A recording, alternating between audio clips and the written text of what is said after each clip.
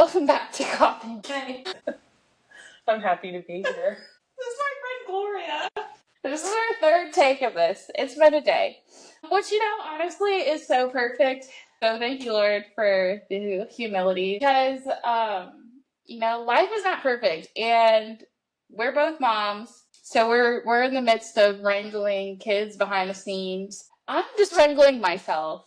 It's been a day. So I'm really glad that you guys are here listening. Thank you for your support of this podcast and of this YouTube channel. Again, it's a joy to be here. I really love doing this, and so I'm always thankful for the opportunity, and especially thankful today because this is one of my real life friends. Guys, this is my friend Gloria. She's a really sweet, special friend to me. We met at church a couple years ago. We go to the same church, and we have been more than a couple years. Yeah, you're right. It's been yeah, that's crazy. To me, in my head, I was like, it's 2 years ago. And then you say stuff like that, and I'm like, why have you... That's crazy. Mm-hmm. We can't say that. Time's going by way too fast. That's so crazy. That's so wild. Wow. So yeah, we've been friends for almost 5 years. I just can't even believe that. That's crazy. And so Gloria came. She agreed to do an episode with me today about unpredictable 30s. And so her story is about pregnancy and infertility. And that was something that she experienced. I did not have that experience. And I know that it is a very common experience with a lot of folks nowadays. I think I saw a statistic that it was like 1 in 7 couples nowadays experience infertility. And on my last episode, for the new parents, when I broke down like the top 8 reasons why kids like millennials and Gen Zers are not having kids yet, health concerns is one of them, and infertility popped up as being a reason that that young adults are not having children because it's like such a prominent issue nowadays. Meaning they are assuming that it's going to happen to them, which I thought was really interesting for late 20s, early 30s, that's such like a normal occurrence, unfortunately. So I think this is going to be a really timely episode, and so y'all just hang tight, and we're going to dive into Gloria's story. We've already practiced a couple times. So I'm going to let Gloria kind of share just an opening timeline of her story. How old were you and your husband when you got married? And then just like the beginnings of your fertility journey. And then we will dive into some like deeper questions that I think will be really insightful, things that are helpful, things that were hurtful, and we have a list of questions. Y'all just hang tight and enjoy the ride. It's a really good story. It's crazy. Lauren's good all the time. Absolutely. Okay, so I was 28 and my husband was 34 when we got married. Did not realize you'll have that big of an age gap. Yes, you do. So we at least agreed that we wouldn't even try to have any children for a year. Okay. Was there a reason behind that? I think probably it seemed like a responsible thing to do. Probably financially, we had some goals. The timeline from when we met and married was only 9 months. Reasonable. It makes sense to not add children right away if at all possible. I was ready, but I was willing to honor that. You think, what's a year? It'll just happen automatically. And then it turned out that wasn't the story that God had for us. So once that year was up and I was ready and he's on board, the trying was not successful. And I think it started with me just talking with my OBGYN and saying, I don't know what's going on. And that's when I learned that after a year, at least at that time, I was told that after a year of trying to conceive without any success, that's when you are considered having trouble with infertility. So a lady from church connected me with her daughter who had some secondary infertility issues. And so off her recommendation, we went to a reproductive endocrinologist in Dallas because that's all they focus on. Right. We went through a lot of different tests, physical ones, blood work, the whole gamut, and everything was normal. Everything. So that kind of left us with, hey, now what? And the doctor in Dallas said the first least invasive option is to start with IUI. So we proceeded, and we ended up doing 3 rounds of IUI. And after the first unsuccessful round, for the following 2, they increased the hormones that they gave me, which made it more and more challenging each time. And what we didn't realize, especially I didn't realize, is how going through fertility treatments takes over your life. It becomes your obsession. And then it takes the fun out of trying to conceive. It takes the joy out of all of it and what your goal is. And I think we were not seeking the Lord in it, to be honest. It was like an eyes on the prize situation. And after the third time being so difficult, so stressful, and the hormone reactions taking, I said I didn't want to go through that anymore. And it was just a matter of, okay, this is not what the Lord has for us. We can keep pushing, keep putting money on it, and be more stressed. But for what? And what we didn't realize, especially I didn't realize, is how going through fertility treatments takes over your life. It becomes your obsession. And then it takes the fun out of trying to conceive. It takes the joy out of all of it and what your goal is. And I think we were not seeking the Lord in it, to be honest. It was like an eyes on the prize situation.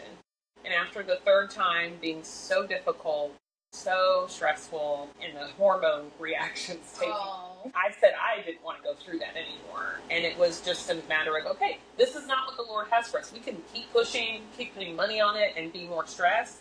But for what? So because they told me they would be willing to let us go for a fourth round, but we'd have to go through injections, and it would just be more intense. So we stopped.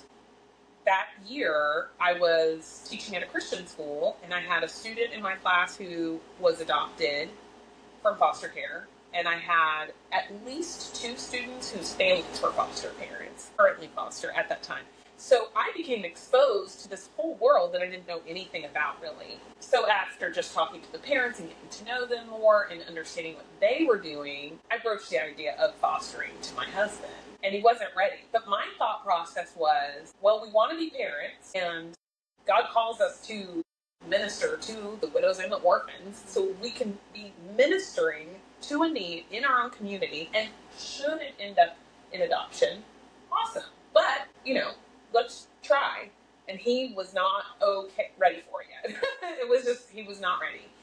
Because it's a lot. It's a lot to expose yourself to there are people in your home all the time. There's a lot of paperwork. It's just a lot. Is that anything you'd ever been around growing up? I don't think so. So it was pretty brand new thing for both of you guys. Yes. But I'm the social one out of the two of us. So once I just started talking to people, and one of the families, we went to their house and had dinner and just asked them questions. And that helped him a lot to become more comfortable. But it still took him maybe 6 months before he was ready to say yes. Actually, it was more than that. Really? Yeah, I'm thinking, I brought the idea up while I was teaching. And then, anyway, it was probably close to a year before he actually said yes. Wow. And he came to me on his own. I wasn't something I was bringing up all the time. But anyway, we jumped right in. That's so sweet. Yeah. That's awesome that it was something that you guys were on the same page about.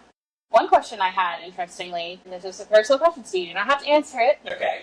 Were you guys using any sort of artificial hormonal birth control in the year that you were waiting to get pregnant? Yes. The first year of marriage. Okay. Yes. So I think that's so interesting because when we first got married, mentors in our life also suggested waiting a year.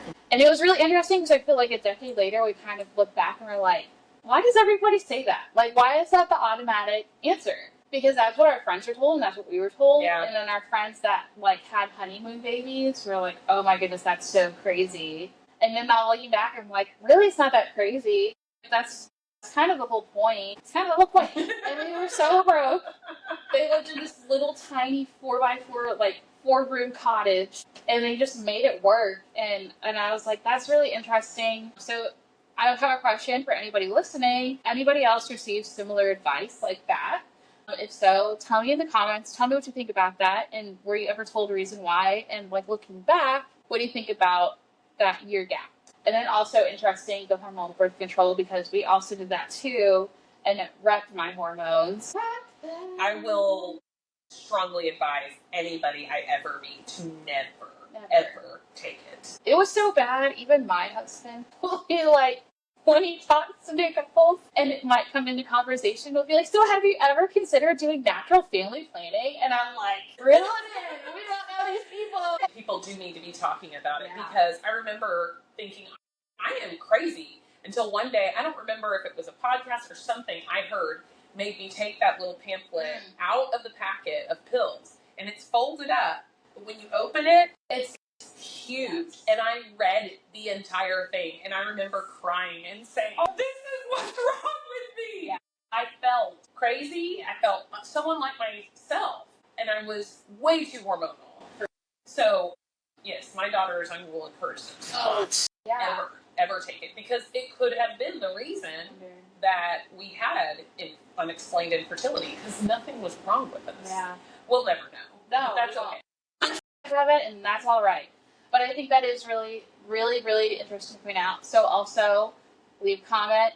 Do you have experience with that? Did that happen to you? Do you have any answers? Yeah, leave it in the comments. I would love to know your story. Always want to know y'all's stories. Feel free. I will definitely respond to them because this is such an important and great conversation and a caveat. So, as I always say, we'll have to tab that and come back to that later because we're going to talk about that someday. Yeah. Really important stuff. Okay, so you guys have gone through the IUI.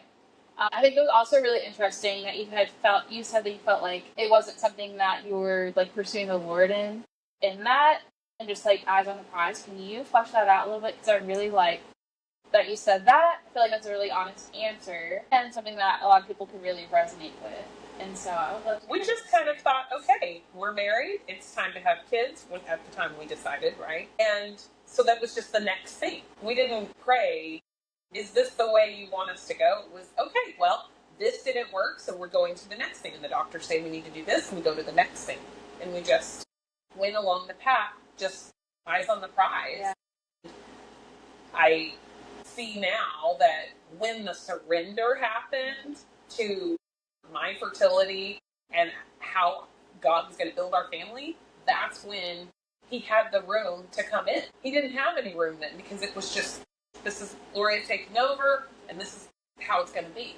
And I'm honestly really thankful that it didn't happen when I was pushing. I've never said this to anybody, but I'm just curious. If you saw somebody 10, 15 years, your senior, who's kind of doing that same thing, would you, if you had the right relationship with that person, like hypothetically speaking, would you ever say to somebody like, are you surrendering this to the Lord? Or would that be like catastrophically discouraging?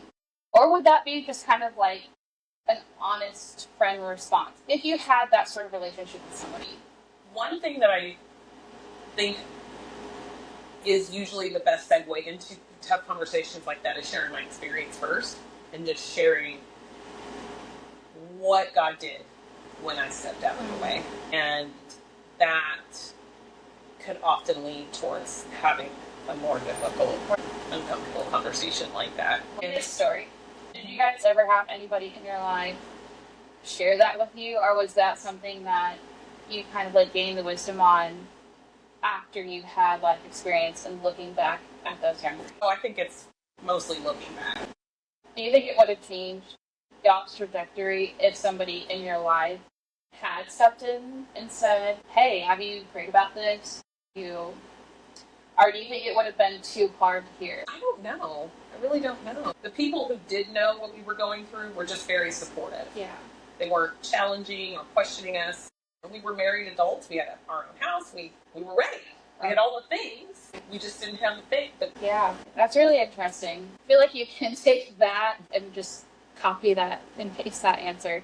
And it just also makes me think, too, like, when you say having people in your life who are challenging you, because, again, like, that's not a bad thing. It's not a bad thing to want to start a family. Right.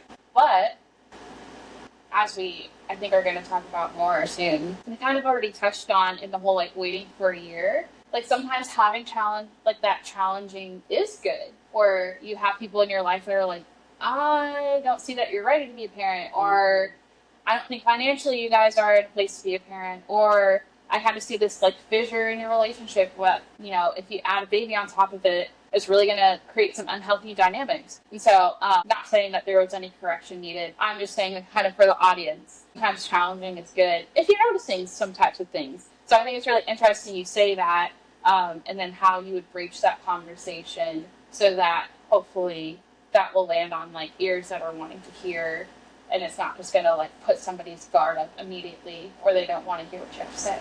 So, little segue, just a little thought. Yeah. Okay. So you guys end up fostering. I get the go ahead. My husband's ready, and I'm full speed ahead. And we're just going through all the meetings, all the trainings, all the paperwork, doing all that stuff, getting the bedroom ready. We decided we would get licensed to foster 2 children, from newborn to up to 5 years old. That just gave us plenty of options there. And when you get a call for a foster care placement, you get the opportunity to say yes or no when you hear the age and the gender and the circumstances and things like that. So we felt good about that. This was the spring of 2018 when we were going through all of that. And just a few weeks before we got our license to foster, I found out I was pregnant. And I have learned, don't ever say, that's the way. I learned that, don't say that. Oh, You yes. told me, don't ever say that to somebody. If somebody is seeking to adopt or has had infertility and decides to foster as a means to being a parent, it's an insensitive comment to assume that the Lord will also bless them by getting pregnant. It did happen to us, but every time somebody told me that, it was like a knife in the heart, because that's not a guarantee. Yeah. And I'm sure they meant well. They were not trying to hurt my feelings. But when you actually experience all the negative pregnancy tests and getting your hopes up and constantly getting them let down, you don't assume anything. You just don't assume that. And so other people, whether they're well-meaning or not, should just not comment on anyone else's fertility. Yeah. Well, we'll take that to the grave. And I think that, even as somebody who has had kids, it's just, you just don't know. And so if I've ever said that to anybody, I'm sure I've already asked the Lord to bring it to my mind if there are people to apologize to. I don't believe I have, other than you just like 5 minutes ago. But I was like, man, I really pray that if I have, I'll have the opportunity to apologize. Yeah, definitely something that would have been said out of just pure negligence and being humorous and sweet, and not knowing how that feels for other people. Which is the point of this podcast, is to bring up stuff like this where we can like learn how to encourage each other and other saints, because it's really important and there's always room to grow. So that's crazy. Okay, did you feel let down to find out you were pregnant once you guys got licensed to foster, or were you like elated, or were you stressed out? Like, how did that feel where it was like, I was completely shocked. Came out of nowhere, absolutely not on the radar at all. You know, like I said, I had surrendered it. So something made me think, that's weird. I should go get a test when I leave work. So I did. Innocently thinking nothing's going to happen. And I took the test. I was home alone. I started shaking and breathing heavy because I was clearly pregnant. I mean, it's like it's really happening. I couldn't believe it. Man, that's so sweet. And I had to wait probably 2 hours for my husband to come home from work. I was dying. How did you tell him? We had a chalkboard on the wall in the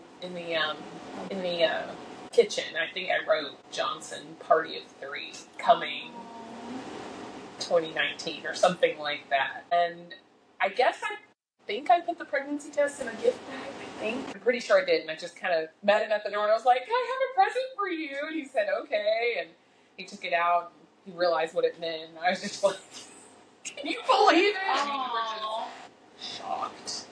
And then as soon as I told him, this is just a sweet aside, I asked him if I could run next door and tell our neighbor, because at the time she was in her late 80s and she had been praying for me to get pregnant from the time we got married. And she would tell me, we had little visits at the fence. We'd meet at the fence and talk in the backyard. So I said, "I need to go tell Miss Martha."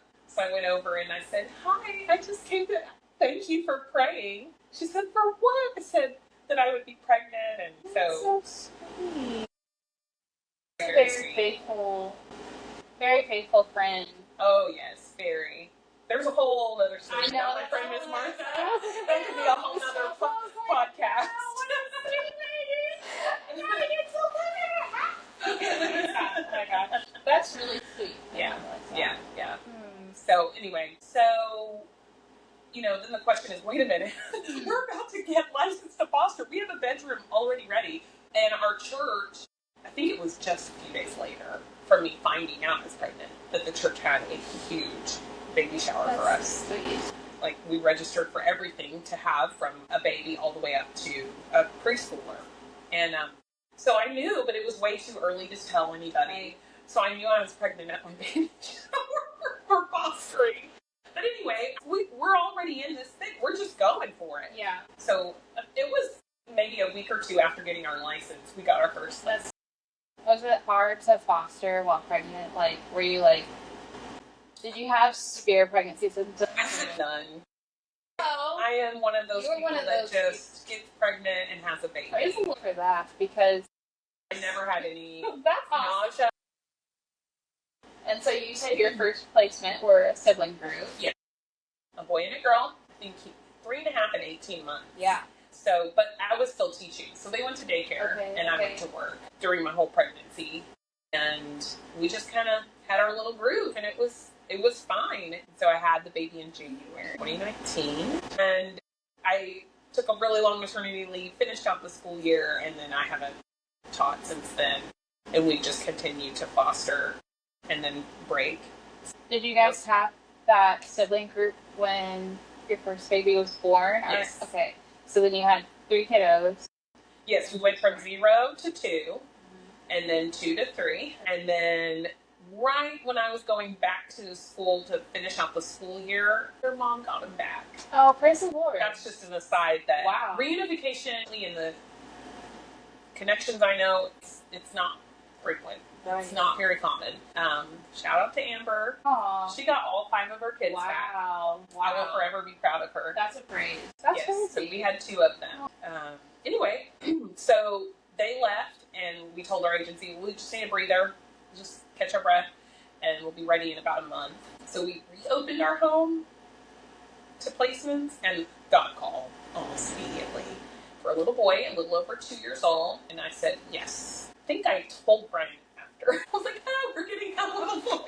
We had to have it. So it's very much one of those things where time is ticking when you get a phone call. So we were told in advance, you and your husband need to have an agreed upon what you're going to say yes to, because if I were to say, hold on, let me call him and I'll get back to you, in that time, they're not going to stop looking for placements. So I said yes, told Brian, and then I can't remember, I think we found out a day before. So he came, and he's now our son. Oh, wow! Yes, and he is 8. So his story obviously ended in adoption. And then 2 weeks later, from his place, saying yes to his placement, we got another little boy the exact same age as him. Holy cow. Yes. So. And how old was your oldest? 2. So I had 2 2-year-olds and a 6-month-old that summer. I know, it was a lot. And then right after my daughter's 1-year birthday, I found out I was pregnant again.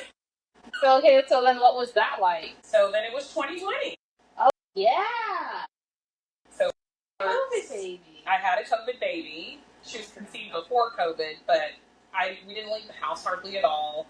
Church was online pretty much all year. I remember because Easter was on Facebook, and I just was in the house with 3 toddlers, well, a baby and 2 toddlers, and we just were living life. Wow.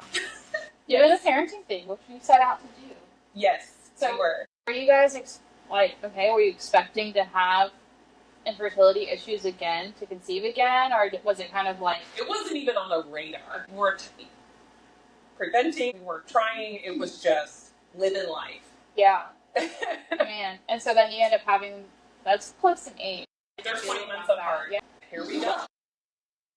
I say that like that's crazy, and I'm like, your kids are 21 months apart. Like, you cried. That's literally thing. Yes. Oh, yes. Lord. Somebody said that to me recently, and I said, "Oh my goodness, 18 months apart." And someone was like, "Gloria, what about your girls?" Yes. Oh, yeah. 20 months. Same thing. Oh, those 2 months, man. Really? So we have the 2 girls, and then we have the 2 boys. So right before I gave birth to our second daughter, our son was adopted, and so we were just still fostering and doing our thing. So we had 4 and under. Goodness. Man. So then, at this point, how old are you when you have your second baby? 38. Okay. 37 or 38. All right. What was that like being in your later 30s with little kids? Well, I did ask for the genetic testing, and they were like, "Why do you want that?" I said, "I mean, I am in my late 30s. You never know." Yeah. And everything was fine, but that was honestly it. And I did 2 totally different methods of care for each pregnancy. So I did regular OBGYN for my first pregnancy, and then for my second one, I did midwife and Feedback. I could go. That's like another podcast. What can we say? Yeah, that's like I love that story. My word. Stay on track, though. I was like, if I don't get off track. Yeah, I could go off in different ways, but yes, I had an amazing VBAC, and we were settled and happy. We're like, okay, we've got 2 boys, 2 girls. Then we ended up not adopting the other little boy we had. There was some grieving there, some readjusting in our family, just settling. We just kind of decided, okay, we're good. We've got 3 kids, and we just kind of proceeded on for about 3.5 years that way until God said, surprise! So we have another foster child. Okay. Yeah. I've never heard the full story of like the beginning and of y'all's foster placements and pregnancies and stuff. So that is really sweet. It all overlaps. Yeah. So after you had your second baby, was that like close the book, we're done having kids? Yeah. Yep. Was that challenging? Like what was that like after y'all's experience of trying 4 kids and then having them and fostering and then closing that chapter of... We felt peace. Fostering is emotionally draining. Right. There's a lot of ups and downs. When biological parents are still in the picture, there's visitations, there's court, there's just so many things that are added on to normal everyday life. So when we were done, it was just time to just settle and be us with nobody coming over, no more forms to fill out, and just be a family. Yeah. So we felt complete peace about it. That's really cool. That's really sweet. Looking back, like, what would you say to a young mom who is struggling with infertility? What would be some of your go-to advice to share? I wouldn't pursue any kind of treatments if you don't feel complete peace about it by seeking the Lord. I would not go into debt for it. I don't think that God wants us to do that. No offense to anybody who has made a choice to do that, because that's a personal decision. I saw somebody on YouTube that went into $200,000 of debt for fertility treatments and still didn't have a baby. Nothing to show for it. Right. And there's that, but when you have even a slight glimpse at how many children are available for adoption, then it's like I was saying, we were just forcing it, our will, and not the Lord's will. And when you get to a point where you're in a heap of debt with nothing to show but lots of pain and agony, then that's when it's time to back off. Right. Man. I wouldn't suggest adoption is for everyone either. Absolutely. Yeah. And so just having that, I guess when it comes down to it, like contentment with your story of like what the Lord has for you, even if it's not what you thought was going to happen. I never, ever thought I would have a child that's adopted. Ever. Right. Just didn't even consider it. Man, I love that. I mean, that's a lot to chew on. And that's just like, again, that's just so applicable to so many different scenarios in life that are really important to like flesh out. Did you guys ever get an answer about what caused your infertility? Never. It's called unexplained infertility. Okay. Does anybody had unexplained infertility? Would you like to share about it in the comments? Let me know your story. I would love to hear your story. Okay. Do you ever feel like, what I'm trying to say, just to be frank, I think, is like, do you ever feel like time was wasted when you guys were like having infertility? I'm just curious where just kind of like, do you ever look back and be like, man, Lord, like, why didn't you? I wish, or just kind of like, what is it like kind of looking back at that time? I'm just trying to think like what other people might be feeling. I think I learned a lot who are going from that. I think if we had gone past the 3 rounds of IUI, then there might be some regret there. But I honestly just am so glad that I have all the experiences I've had on my journey to becoming a mother. Yeah. That I wouldn't trade it for anything. That's a blessing. Not that it was easy in the midst. No, absolutely. But they hold so much value when you're willing to, see what there is to learn from that and apply it. Yeah. Because I don't know who I'm going to meet someday who is going to be in a very similar, story as me. Or in fact, I just met a mom last month who came to the support group I lead, who had multiple rounds of IVF with no babies, and then just naturally conceived twice back to back. Holy cow. Wow. But adopted too. Get out. Yeah. That's wild. That's a lot to go through. Oh yeah. For sure. And when you have a bunch of kids really close together, that's just a very specific phase of life. I know nothing about that.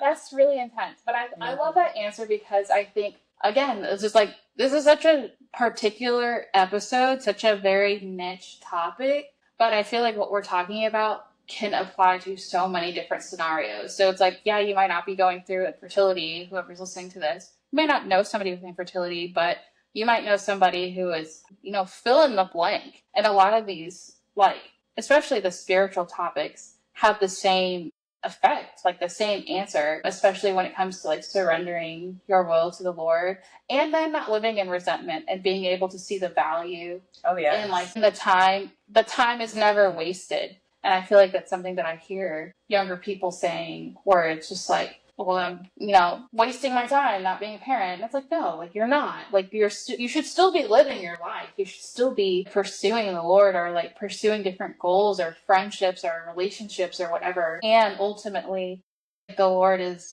living through your story, and that time is valuable and it's not wasted. So I really appreciate that you said that. Man, was there anything that you felt was specifically encouraging by your church family, other Christian friends during y'all's infertility journey that like really still means a lot to you? We actually didn't tell hardly anybody. Pretty much just our family knew and a few close friends. It was really hard to be vulnerable about that. At that time in our church, there were pregnancy announcements frequently, and I would often leave church crying. Oh. And this has nothing against anybody at church. Yeah. I'm sure that if I had opened up to people and said, this is what we're going through, they would have cared, they would have been supportive. I just wasn't there emotionally. Yeah. It was such a raw, difficult thing for me. So only a few people knew. So unfortunately, it was just family, then they supported us. Yeah. What did that look like, having your family support? Mostly just keeping them updated, telling them, okay, this is what's happening in this, step of the process. Please pray, and then reporting back. Was there anything, like, if you could go back and had been able to tell more people about what you guys were going through, would you have? I don't know. I think maturity-wise, I've changed so much from then to now. Totally different. Nowadays, I'd tell anybody because I believe in that, weeping together and growing together and supporting one another. I don't think I had enough strong friendships where, we tell everybody everything yet because I hadn't lived here.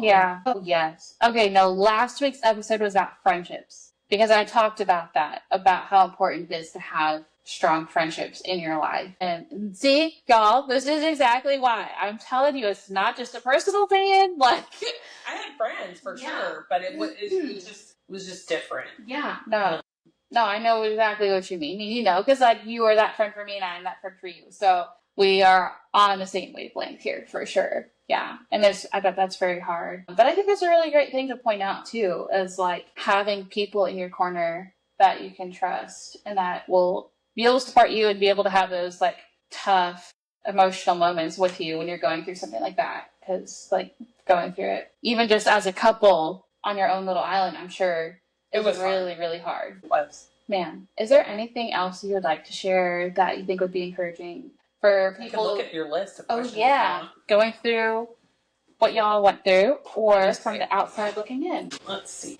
Okay, here's a good one that you asked. How do you respond to well-meaning but painful questions like, when are you having kids? I think that's another on the list of just don't even go there. It's a personal question. It'd be like coming up to someone saying, how much do you make a year?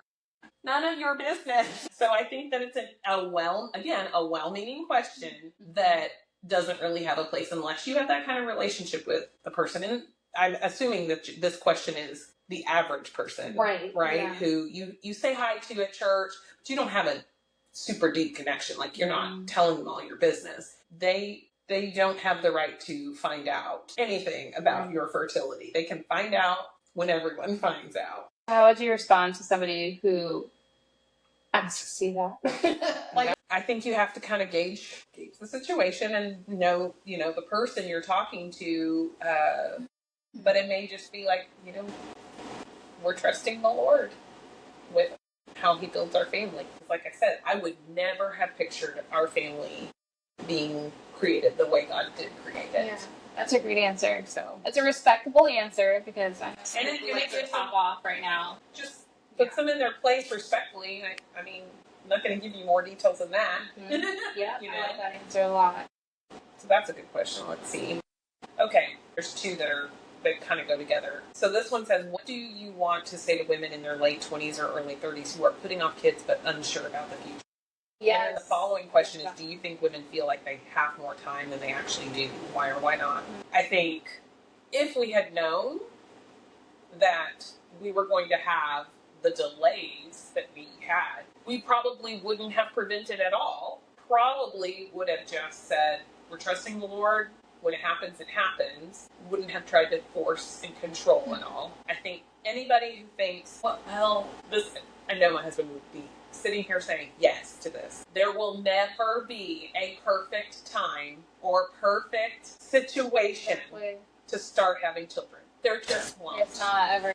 There are people who think that they have to have this amount of money in the bank in order to have children, or they have to have a big house with every child having their own bedroom.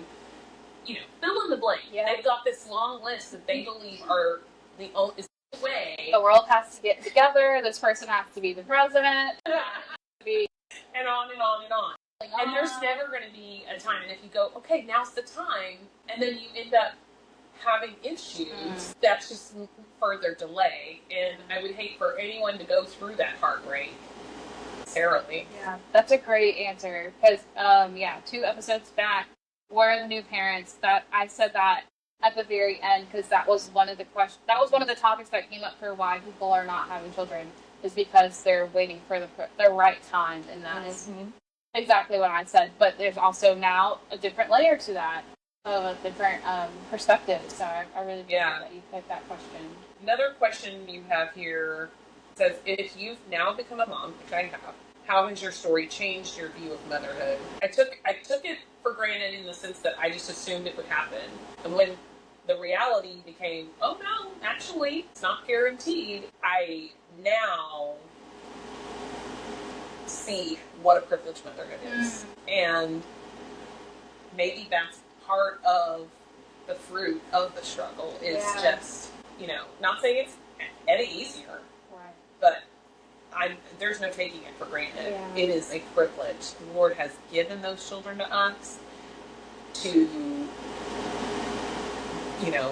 grow them up in the knowledge of Him, and that is not something we take. Can I make sure that she wants that, and so I can share, so you can ask her a question, email, we'll talk about it. Yeah. But I'm going to also ask Gloria off camera different resources for anybody who's out there that's struggling with infertility. Again, this is not something that I personally have experience with, so I know I'm not the best person to learn from about that, but I really want to be able to link some information in the show notes for people who are going through this that they could be encouraged by or find more information through or whatever. So that's going to be in the show notes, and Gloria I'm going to ask her for some ideas. And if you have any other ideas please leave them in the comments. I would love to know if there's any other resources out there for people, because I know there are. Again, this is not something that I personally researched on social media or on the internet at all, so I really just am kind of clueless. Again, thank you guys for listening. Please come back next week with the next episode. I have some more guests coming on sharing their stories that I really think are going to resonate with y'all. And yeah, let me know if you got to the end of this episode by liking and maybe, if you feel so willing, maybe subscribing to my channel. But if you like the video, that's how I'll know that you got to the end of the episode. And then share this with a friend. Share this with somebody in your life, or maybe not personally in your life, if you really enjoyed the episode that you think would enjoy watching it or learning from it, or who would be encouraged by it. I really look forward to hanging out with y'all again online. So thank you for being here. And Thanks for having me. Yeah, you're awesome. Sharing your story. Peace out, y'all.